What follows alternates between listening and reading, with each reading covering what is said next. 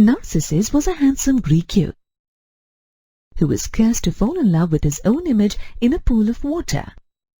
It is said that Narcissus ultimately changed into the flower that bears his name, the narcissus.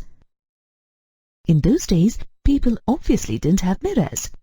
So, Narcissus had never seen himself before he went and looked at himself in a pool of water. Most of us, though, use mirrors for personal grooming every day. However, not many of us know how we are able to see a likeness of ourselves in mirrors. The images that you see on a polished surface can be explained with the phenomenon of the reflection of light. Light from your body and other objects reflects from shiny surfaces, like mirrors, to form an image of those objects on your eye lens. At the end of this lesson, you will be able to define reflection as a property of light, define terms related to reflection, incident ray, reflected ray, and normal, state the laws of reflection, define images, identify the characteristics of images formed by a plane mirror, convex mirror, and concave mirror. Apply the mirror formula and sign convention to find out the relationship between distance of object and image from a mirror. When a ball is thrown at any surface, it bounces back. Similarly, when light rays are incident on a surface, they bounce back. The bouncing back of light rays thus is known as the reflection of light.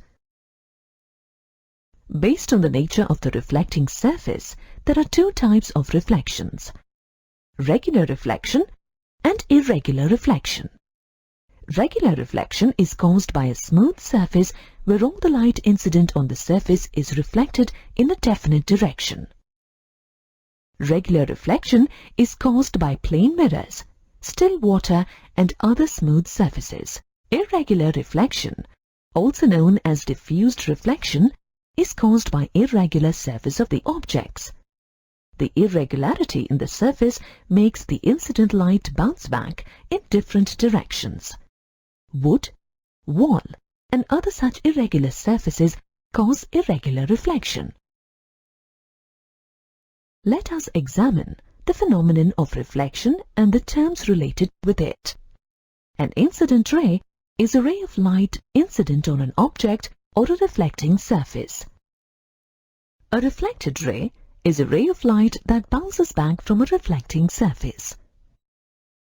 The point of incidence is the point of an object or a reflecting surface at which a light ray is incident.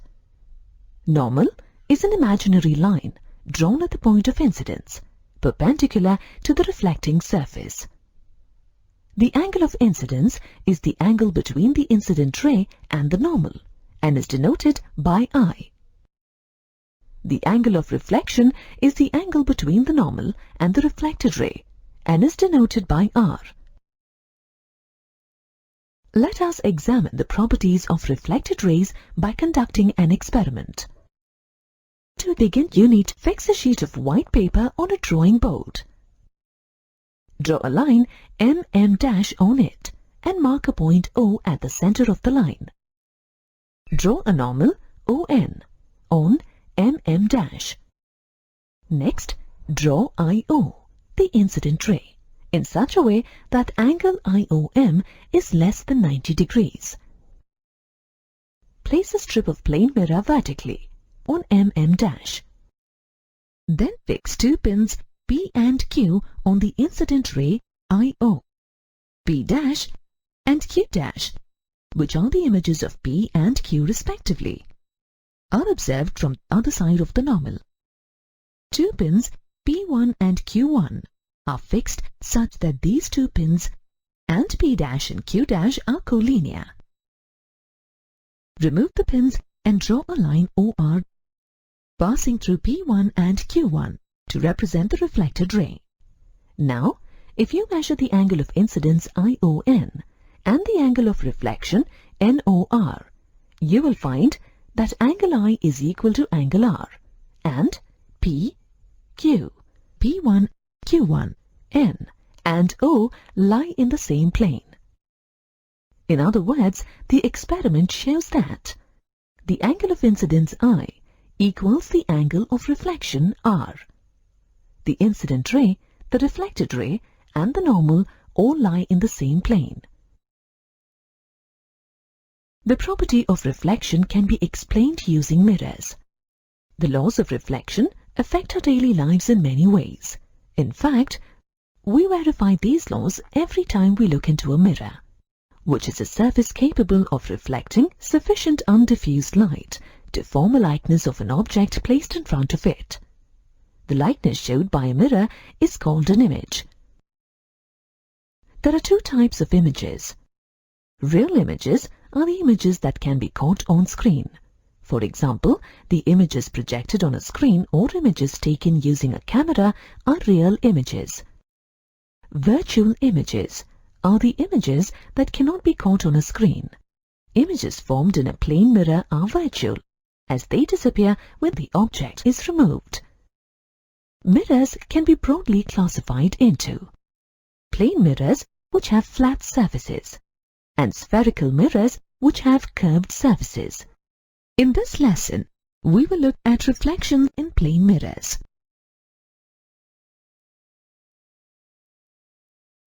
Plane mirrors have flat, smooth surfaces. Plane mirrors are most commonly used for personal grooming, decoration, and architecture. These mirrors are constructed by coating silver on one side so that the other side can reflect smoothly. To see how an image is formed in a plane mirror, let us do an experiment. Consider an object in the shape of the letter P. From a point X on the object, consider a light ray incident on the mirror at point A. According to the law of reflection, the angle of incidence is always equal to the angle of reflection. Observe the angle of the incident ray as it reflects and travels to the eye. From the same point X on the object, another light ray is incident on the mirror at point B, and the reflected ray travels to the eye. The two reflected rays from A and B are divergent. When extended beyond the mirror, these rays meet at X dash. Thus, the image of the point X on the object is formed at X dash. Consider one more point Y on the object. A light ray from Y on the object is incident on the mirror at C, and the reflected ray travels to the eye.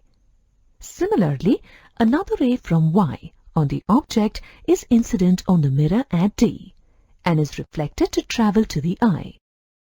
Like the two rays from A and B, the two reflected rays from C and D are divergent, and when extended beyond the mirror, meet at Y dash. Thus, Y dash is the image of point Y on the object. Similarly, rays from all points on the object are incident on the mirror. All these divergent rays are extended beyond the mirror to form the complete image of the object. You will also notice that the image formed in this case is erect, laterally inverted, of the same size as that of the object, and the distance of the image from the mirror is equal to the distance of the object from the mirror. These are standard characteristics of images of objects formed in plane mirrors. How will you verify whether the distance of the object from the mirror actually equals the distance of the image from the mirror? Consider two rays from a point object O, placed in front of a plane mirror. The ray of light, which incidents normally at point A, is reflected back along the same path. However, the second ray, which incidents at point B, is reflected along BC. This ray obeys the law of reflection such that n is the normal as shown. The reflected rays AO and BC, being divergent when extended beyond the mirror, meet at O dash to form the image. In triangles OAB and O dash AB, angles OAB and O dash AB are equal to 90 degrees. Also, based on the law of reflection, angle I is equal to angle R. angles on alternate sides of the transversal on two parallel lines are called alternate angles and are always equal. Here, angle I and BOA are alternate angles. Therefore, angle I equals angle BOA. Angles in similar locations with respect to a transversal on two parallel lines are called corresponding angles and are always equal. Here, angle NBC and angle BO-A are corresponding angles. Therefore, angle R is equal to angle BO-A.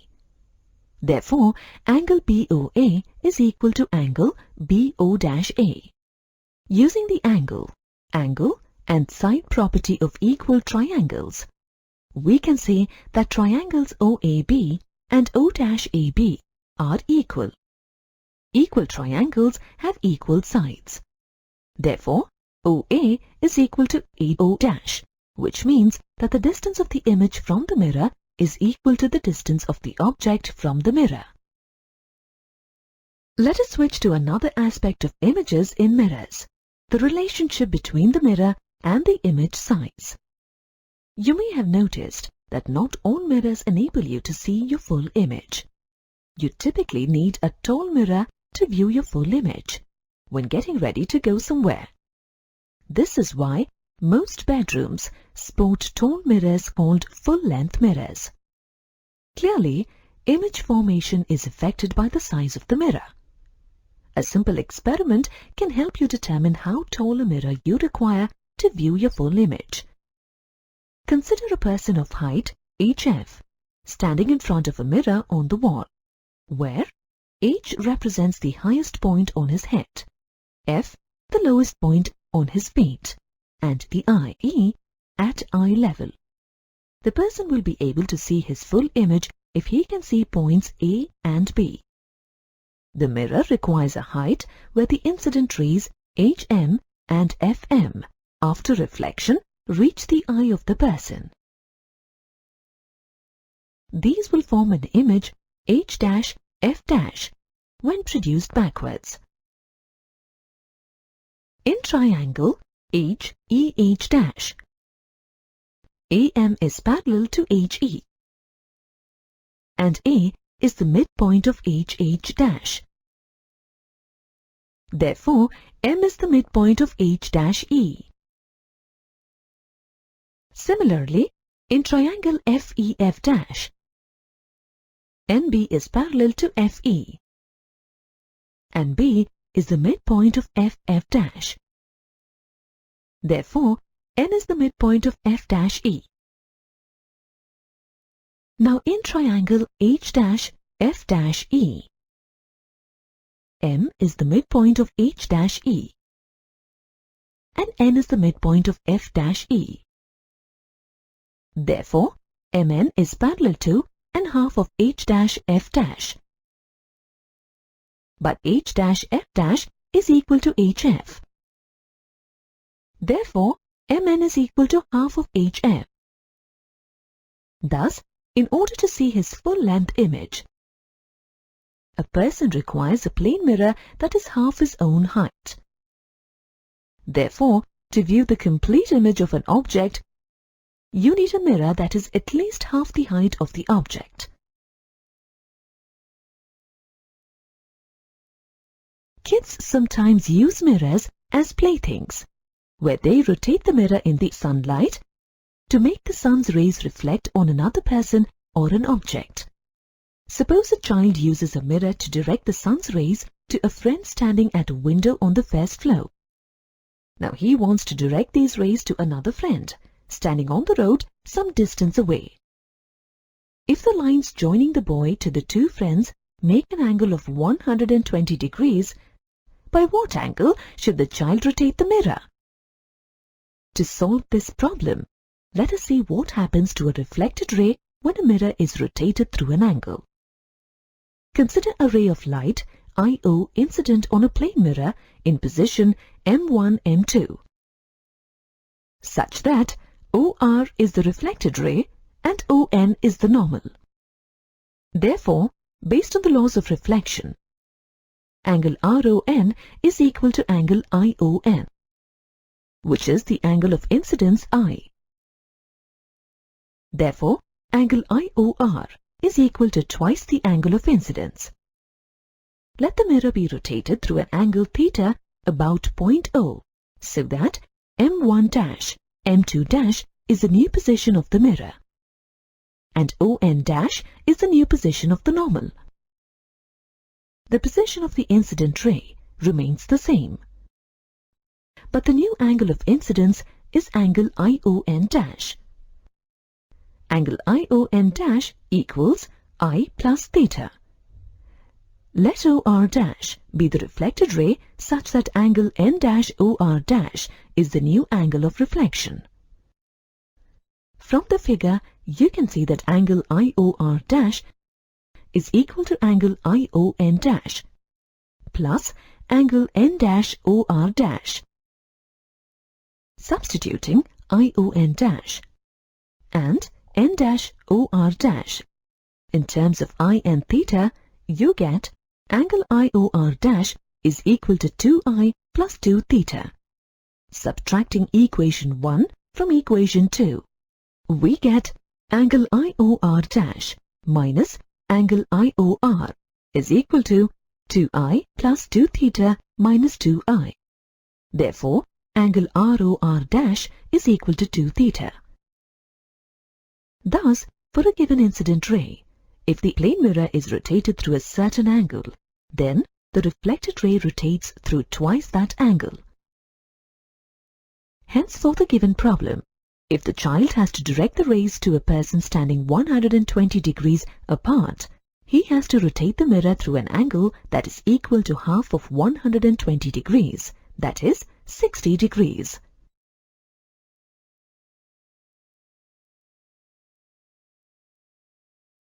Have you ever wondered about how images are formed in a kaleidoscope? A kaleidoscope uses 3 mirrors placed at an angle to produce multiple images. When mirrors are placed at an angle, the reflected ray from the first mirror is incident on the second mirror.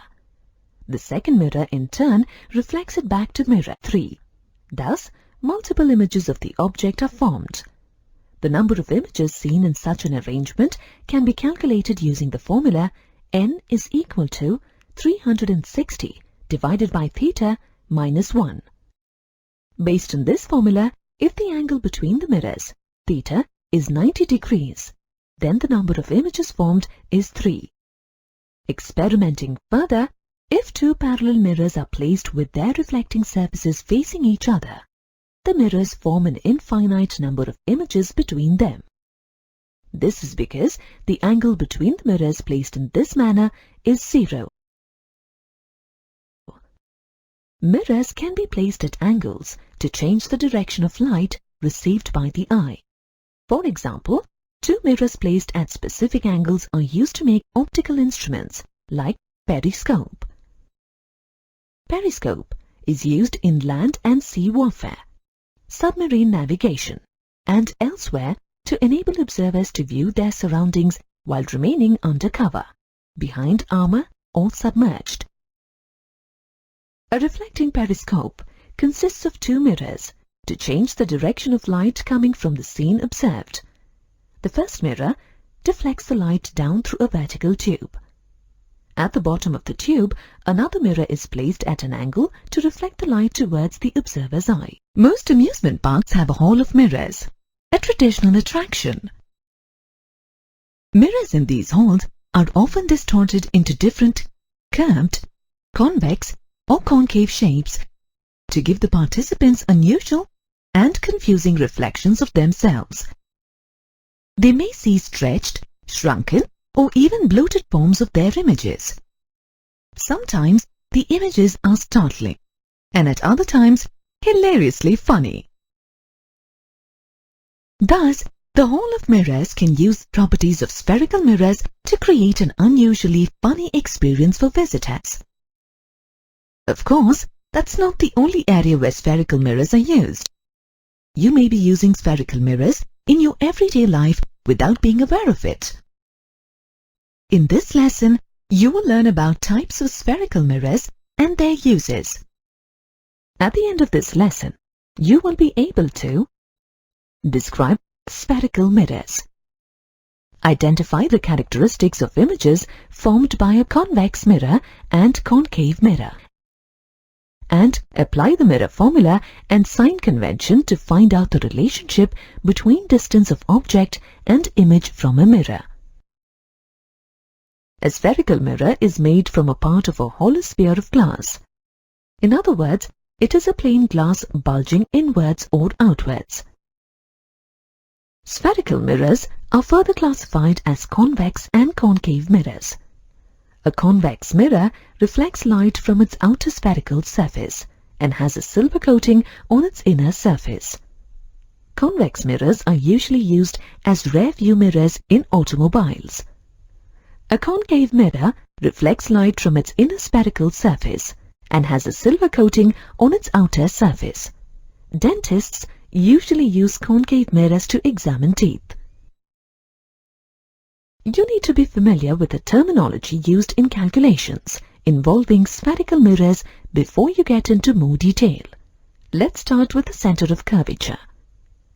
Center of curvature, C, is the center of the sphere of which the mirror is a part.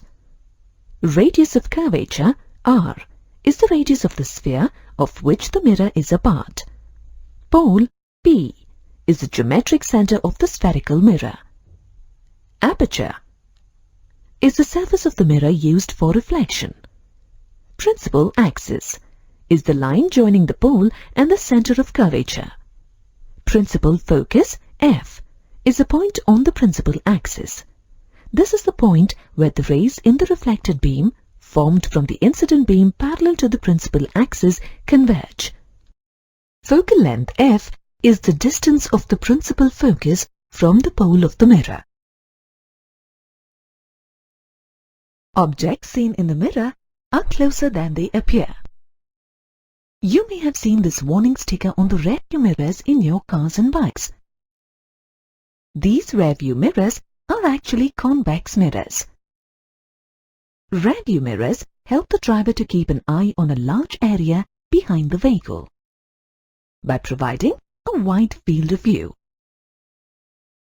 The behavior of the light rays reflected from a convex mirror varies based on the angle of incidence on the mirror. Let's take a look at a few cases of reflection of a light ray from a convex mirror, taking the example of a rear-view mirror.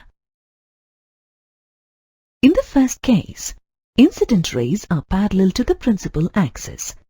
In this situation, the reflected rays appear to pass through the focus.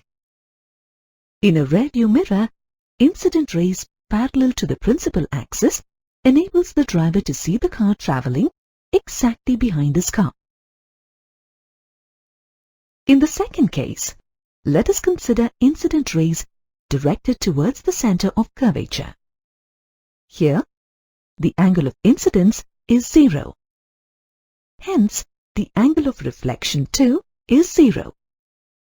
Thus, the reflected rays retrace the path of the incident rays and appear to pass through the center of curvature. This enables the driver to see the parking meter on the other side of the road. Next, look at incident rays that are directed towards the principal focus. The reflected rays go parallel to the principal axis. This is how the driver is able to see the traffic signal which the car has crossed. Finally, if incident rays strike the pole at an angle with the principal axis, the reflected rays also make the same angle with the principal axis. This helps the drivers of two cars traveling alongside to look at each other in the rear-view mirror of the car ahead. In concave mirrors, such as a dentist's reflector, the reflection of rays is somewhat different from that in convex mirrors. Concave mirrors help enlarge the images of faraway objects or view objects that you cannot directly see due to their position. As in convex mirrors, reflection of rays in concave mirrors also follows certain rules. If the incident ray is parallel to the principal axis, the reflected ray passes through the focus. If the incident ray passes through the center of curvature, the reflected ray retraces the path of the incident ray. If the incident ray passes through the principal focus, the reflected ray goes parallel to the principal axis. If the incident ray strikes the pole at an angle with the principal axis, the reflected ray also makes the same angle. The focal length of a spherical mirror depends on its radius of curvature. Consider a ray Q parallel to the principal axis incident at point M on the mirror. This incident ray is reflected in accordance with the laws of reflection. When the reflected ray is extended beyond the mirror, it meets the principal axis at point F, which is the principal focus of the mirror. We know that angle I is equal to angle R by the laws of reflection. Angle I is also equal to angle MCF, as they are corresponding angles. Additionally, angle R is equal to angle CMF, as they are vertically opposite angles. Therefore, angle MCF is equal to angle CMF. Therefore, CF is equal to MF. If point M is very close to point P, that is, the linear aperture of the mirrors is very small, then MF is equal to PF. Therefore, CF is equal to PF. Also, PC is equal to PF plus CF. Or, PC is equal to 2PF, since CF is equal to PF. Therefore, R, the radius of curvature of the spherical mirror, is equal to 2PF. But PF is nothing but the focal length of the mirror. Therefore, R is equal to 2F, or F is equal to R divided by 2. Hence, in case of spherical mirrors, the focal length is half the radius of the curvature. When a beam parallel to the principal axis is incident on a convex mirror, its rays diverge. These rays, when produced backwards, appear to diverge from a point known as the principal focus. The image formed by a convex mirror is always erect, virtual, and diminished in size. The location of the object does not affect the characteristics of the image. Thus, as the object approaches the mirror, the image approaches the mirror too, but not proportionately. This is why the rear view mirrors of cars and bikes are made of convex mirrors.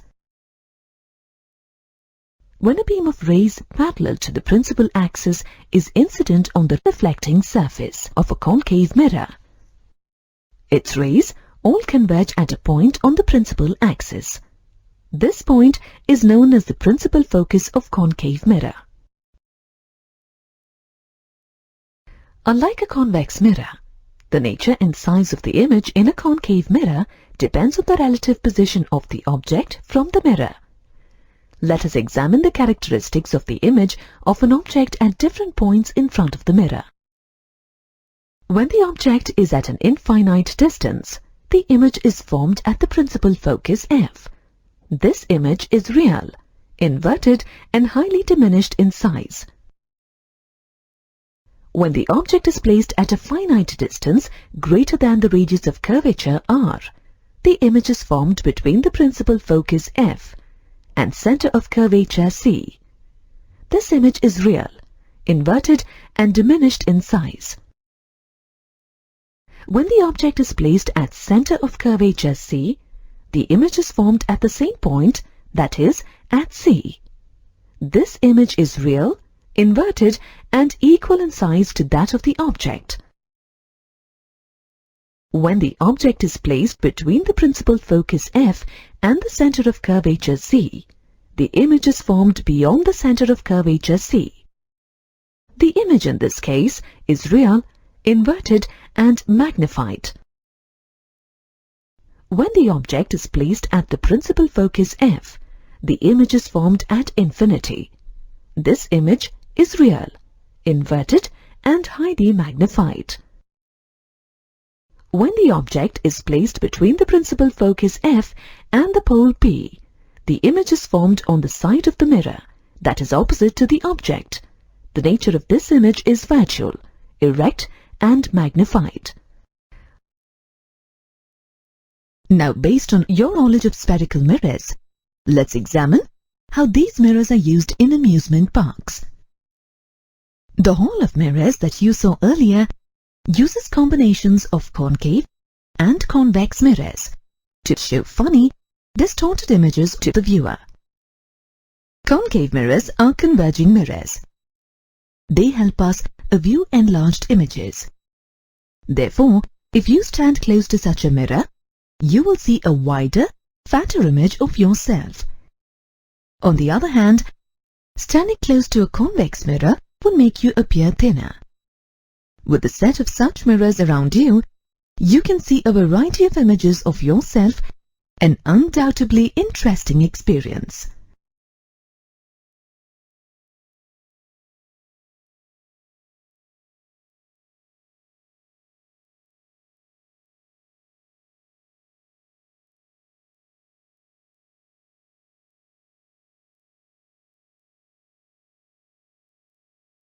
The analysis of properties of images formed in convex and concave mirrors showed us that these mirrors present images that are either smaller or larger than the relevant objects. The ratio of the height of the image in a spherical mirror to the height of the object is called linear magnification. Linear magnification is denoted by small letter m. You can determine the size of the image reflected in a spherical mirror by using linear magnification. You can also compute magnification as the ratio of image distance to object distance. Thus, the ratio of the height of the image to the height of the object is equal to the ratio of image distance to object distance. Magnification can be unity, greater than 1, or lesser than 1. Magnification is unity when the size of the image is equal to the size of the object. When you look at your image in a plane mirror, it is of the same size as yours. Therefore, the magnification of plane mirror is unity.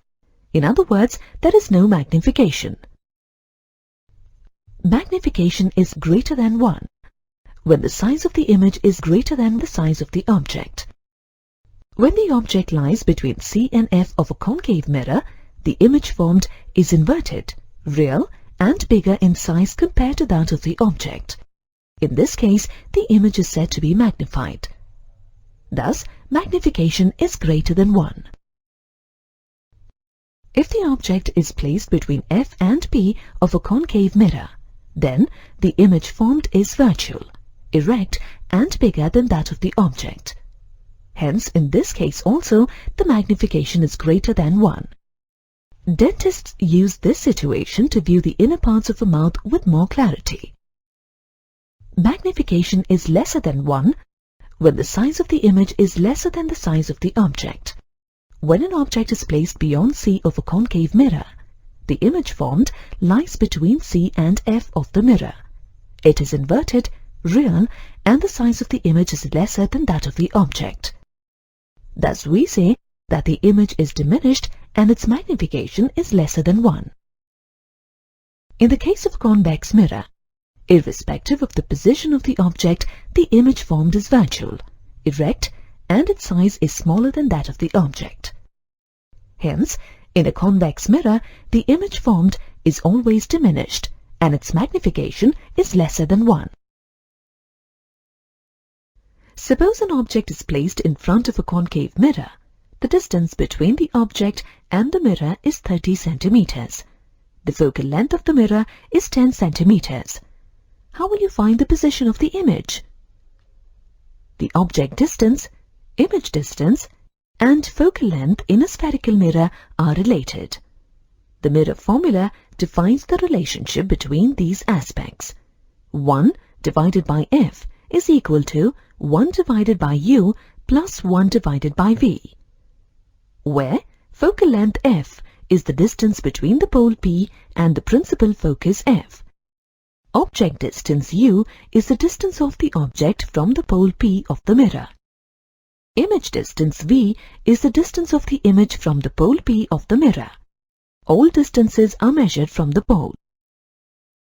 The distances measured in the direction of the incident light are taken as positive. The distances measured in the direction opposite to that of the incident light are taken as negative. Try to apply the mirror formula in this problem. According to the problem, u is equal to 30, f is equal to 10. According to the mirror formula, 1 divided by f is equal to 1 divided by u plus 1 divided by v. Substituting the values for f and u in the formula, you get v is equal to minus 15. Take a look at the pencil. It is straight, as we all can see. Now we'll put it into a glass of water. What happened to the pencil? It is bent now. Is the pencil really bent? No, it just appears to be. You can see that when you take the pencil out again. The apparent bending of the pencil is a result of a property called refraction. In this lesson, you will learn about refraction and concepts associated with it. At the end of this lesson, you will be able to define refraction of light, identify the terms related with refraction of light, state the laws of refraction, define refrangibility, define absolute refractive index of a material, state Snell's law and verify it experimentally, define critical angle, define total internal reflection and discuss its applications, and find lateral and vertical shifts in refraction. When a ray of light propagates from one medium to another, for example, from air to water, its velocity changes, and hence, it deviates from its path. This tendency of light to deviate or bend at the point of separation of two media is called refraction. Let's return to our original question. Why does the pencil bend when immersed in water? What happens to it? Actually, the pencil doesn't really change its form at all. The apparent bending of the pencil occurs due to refraction of light as it passes from air to water. The light bends at the surface of separation of the two media. In fact, any object partly immersed in a different medium will appear bent.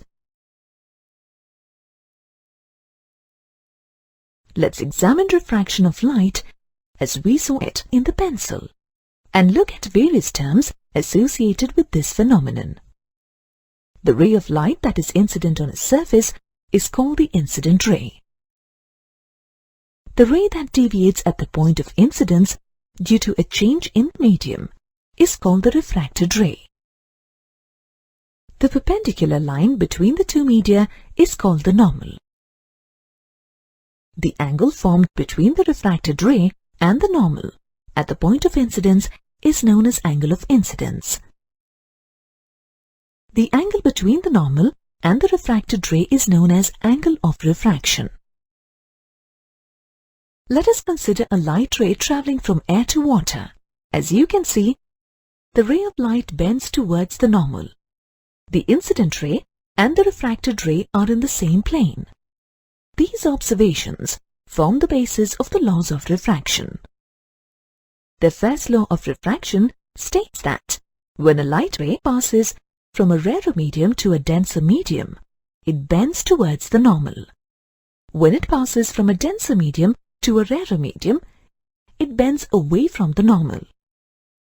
As per the second law, the incident ray, the normal at the point of incidence, and the refracted ray all lie in the same plane.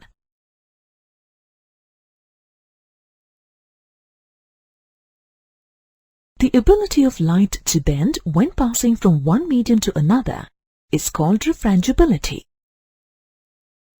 Let's compare two situations where we observe the bending of light. When light passes from air to water, when light passes from air to glass, you can see that light bends or deviates differently in both cases. That is, the angle of refraction in both cases is different. The deviation of light depends upon the nature of the two media and the optical density of the two media. The optical density of a medium is determined by a property called refractive index. The ratio of velocity of light in the first medium to that in the second medium is known as the refractive index of the second medium with respect to the first medium. The refractive index remains constant for a given pair of media. Further, the ratio of velocity of light in air or vacuum to that in a medium is called the absolute refractive index, mu, of that medium. If the refractive index of a medium is relatively higher, the velocity of light rays in that medium will be relatively lesser. For example, recall the bending of the pencil in water. As the refractive index of water is more than that of air, light travels at a lesser speed through water as compared to air. Thus, the pencil appears bent. It is difficult to determine the velocity of light in each medium. Therefore, another method of determining refractive index of media was needed. Wilbrord Snellius, a Dutch mathematician, discovered the relationship between the angle of incidence and the angle of refraction for two given optical media. On the basis of this knowledge, he proposed a law to measure the refractive index of a material. This law is known as Snell's law. According to Snell's law, the ratio between the values of the sine of the angle of incidence and the sine of the angle of refraction for two given optical media is a constant quantity. Snell's law can be verified through an experiment using a glass slab, a white paper, and some pins. For this experiment, we put a glass slab ABCD on a white paper and fix this paper on a wooden board. Next, we mark the boundary of the glass slab with a sharp pencil and then remove the slab. Then we mark a point P on side AB and draw a normal NP N1. In the next step, we fix two pins, P1 and P2, at an angle of 30 degrees to the normal in a vertical position. A minimum of 5 centimeters of distance is kept between the pins to ensure that the points are easily distinguished. Now the glass slab is placed back on the paper the way it was before. On looking through this glass slab from side CD, the pins P1 and P2 appear at positions L1 and L2 due to refraction. Next, we fix two other pins, P3 and P4, where they are in line with the images L1 and L2 of the pins P1 and P2. In the next step, we remove all the pins and draw small circles around them. We join P3 and P4 to meet CD at R. After joining PR, we measure the angle of incidence P1PN and the angle of refraction N1PR. Finally, by finding their sine values and applying it in the formula, we find mu is equal to sine I divided by sine R. If the experiment is repeated using different values of angles of incidence, the refractive index remains the same. Thus, this experiment verifies Snell's law. The principle of Snell's law is valid regardless of the direction of the light. If a ray travels from medium 1 to medium 2 along a certain path, it will follow the same path, while traveling from medium 2 to medium 1. This is known as the principle of reversibility. Now let's consider a case where a light ray passes from a denser medium to a rarer medium and bends away from the normal. If the angle of incidence I in the denser medium is increased, then at a particular angle of incidence, the refracted ray propagates along the boundary of the two media. This angle of incidence is called critical angle of the given denser medium with respect to the given rarer medium and is denoted by dCr. As the refracted ray travels through the surface, it makes an angle of 90 degrees with the normal. Thus, we can say that at the critical angle, the angle of refraction is 90 degrees. If the angle of incidence is more than the critical angle, the refracted ray bends by more than 90 degrees. That is, it gets reflected back into the same denser medium. This phenomenon is known as total internal reflection. This property of light is responsible for an interesting natural phenomenon, mirages in deserts. In deserts, we sometimes see mirages where images of distant trees are visible when the temperatures are high. In nature, images of trees are formed only in water. We may therefore be tricked into believing that we are near water and trees. However, these images vanish as we approach the location. A mirage is caused by the total internal reflection of light. When the sun is high in the sky, the sand gets hot before the layers of air above it. Light rays from trees travel from an optically denser air layer to a rarer layer, and hence bend away from the normal. This bending continues till a stage is reached where the angle of incidence becomes greater than the critical angle, and total internal reflection takes place. The totally reflected rays that reach the eyes appear to come from a point on the ground, where the image of the tree is formed. Thus, we see inverted images of trees even though there is no water around. When a ray is incident on the surface of a transparent medium such as glass, its position changes laterally when it goes out of the medium. This shift of the refracted ray laterally is called a lateral shift. Now let's derive an expression for the lateral shift in a glass slab. Consider refraction of light through the glass slab ABCD shown. Light ray PQ incidence at Q on the face AB of the slab and refracts on passing from air to glass. In the glass, the refracted ray QR incidence at R on the face CD of the slab. At R, the ray again refracts into air and emerges as RS. Thus, RS is the emergent ray. In the absence of the glass slab, the ray PQ would have traversed along the dotted line QU as shown. Since the faces AB and CD of the slab are parallel, the ray RS is parallel to PQ. Hence, in total, the deviation of the light ray is 0, but the ray is shifted laterally. The perpendicular distance between the emergent ray RS and the incident ray PQU is the measure of the lateral shift and is denoted by S. RU represents this lateral shift in the figure. NQT is the normal at Q on the face AB of the slab. QT is the thickness of the slab, represented by T.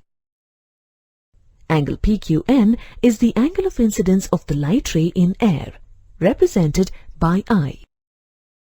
Angle TQR is the angle of refraction of the ray in the slab, represented by R.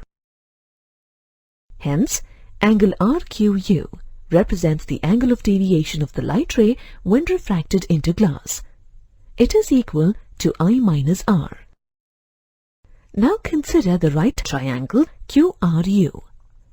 In this triangle, sine of I minus R is equal to the ratio of S to QR.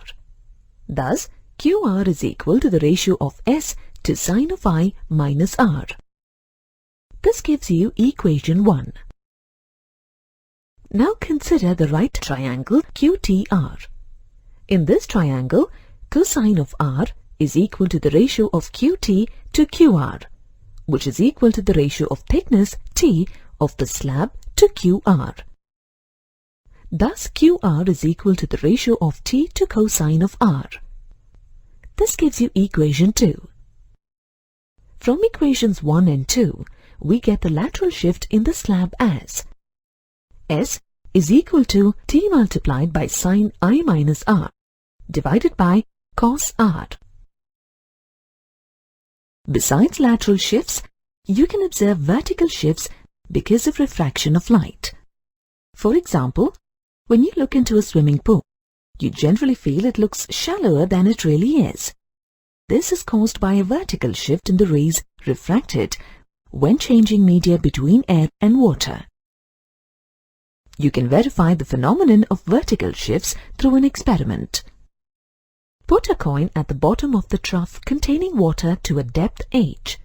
When viewed from above, the bottom of the trough and the coin appear to be raised. This change in the perceived depth of an object in a denser medium as observed from a rarer medium is known as vertical shift. Refractive index μ of a material is the ratio of real depth h to apparent depth h dash. Thus, apparent depth is the ratio of real depth to the refractive index. Vertical shift, denoted as delta h, is equal to the difference of real depth and apparent depth. By substituting the values of h and h dash, we get the expression of vertical shift as h multiplied by 1 minus 1 divided by mu. The refraction of light through lenses alters the characteristics of images. We can employ this property of lenses in a variety of ways. In this lesson, you will learn about lenses and their uses. At the end of this lesson, you will be able to define a lens, list the types of lenses, analyze the refraction of light rays through a convex lens, analyze the refraction of light rays through a concave lens, apply the lens formula and sign convention to find the image distance, and to find magnification. Spectacles use lenses to form clear and sharp images. A lens is defined as a piece of transparent optical material with one or two curved surfaces to refract light rays. A lens may converge or diverge light rays to form an image.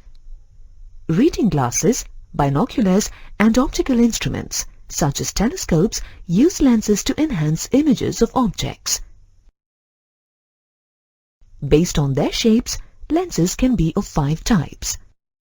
A biconvex lens is one with a surface that is bulged outwards on both the sides. It is generally referred to as a convex lens. Another type of lens is a biconcave lens that has 2 inward bent surfaces. It is generally referred to as a concave lens. A plano-convex lens has a convex surface on one side and a plane surface on the other. A plano-concave lens is the one that has a concave surface on one side and a plane surface on the other. A concavo-convex lens has a concave surface on one side and a convex surface on the other. Convex and concave lenses are important as they are more commonly used than the other types of lenses.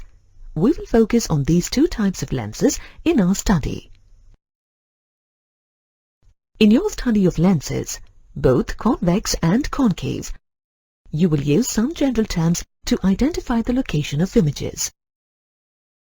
Optic center is a point on the axis of a lens such that any light ray passing through this point emerges without refraction.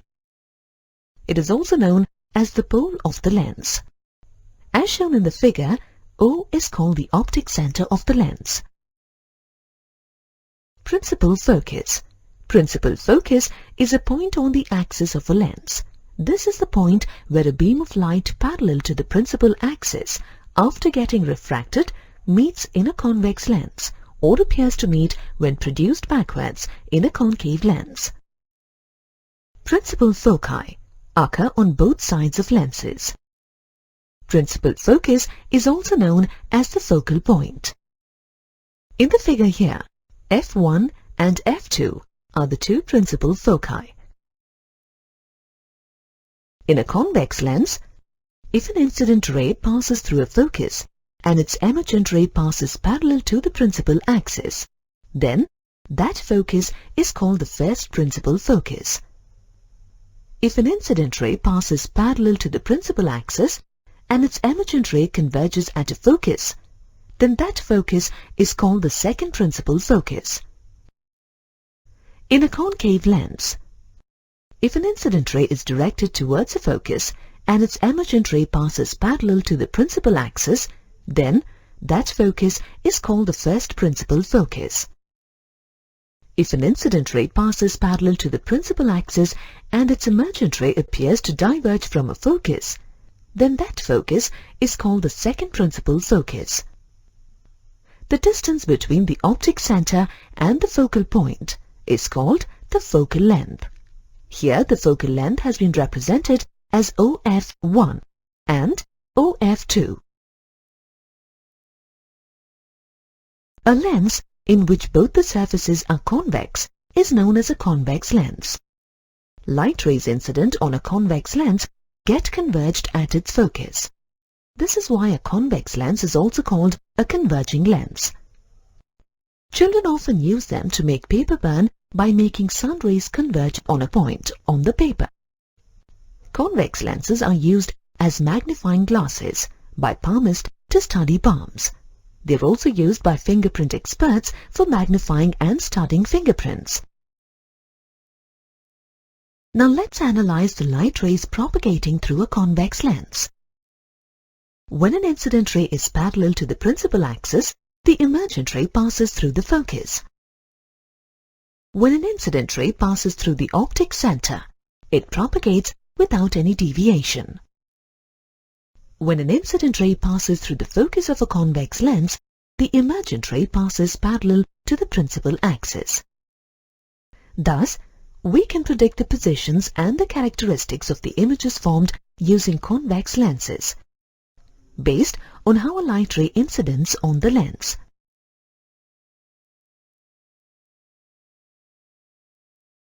For each position of the object, consider two light rays emanating from a point on the object. When an object is placed at infinity, the image is formed at f2 and is real, inverted and highly diminished. When the object is placed beyond 2f1, the image is formed between f2 and 2f2 and is real, inverted and diminished. When the object is placed at 2f1, the image is formed at 2f2 and is real, inverted and of the same size as the object. When the object is placed between 2f1 and f1, the image is formed beyond 2f2 and is real, inverted and magnified. When the object is placed at f1, the image is formed at infinity and is real, inverted and highly magnified. When the object is placed between f1 and O, the image is formed on the same side of the lens as the object. The image is virtual, erect and magnified.